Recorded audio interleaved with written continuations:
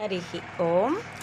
America మాజీ అధ్యక్షుడు John F Kennedy అధ్యక్షుడిగా ఉండగానే ఐ థింక్ మొన్న ట్రంప్కి లాగే ఎన్నికల క్యాంపెయిన్లో ఉన్నప్పుడు అనుకుంటాను హత్యకి గురయ్యాడు.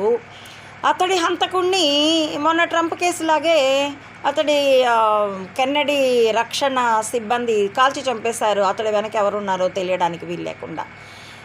అప్పట్లో ఇప్పుడు తెలుగు సినిమా తెర మీద ఉన్నటువంటి సమంత, రూత్ ప్రభు, నాగచైతన్య జంట పట్ల జనాలకి ఎంత క్రేజ్ ఉందో అమెరికన్లకి కూడా జాన్ ఎఫ్ కెన్నడీ, జాక్వెలిన్ కెన్నడీల పట్ల చాలా క్రేజ్ ఉండేది. అయితే జాన్ ఎఫ్ కెన్నడీ హత్యకి గురైన అత్యంత సమీపం సంవత్సరం 2 సంవత్సరాల లోపల Jacqueline Kennedy John F Kennedy తమ్ముడిని పెళ్లి చేసుకుంది.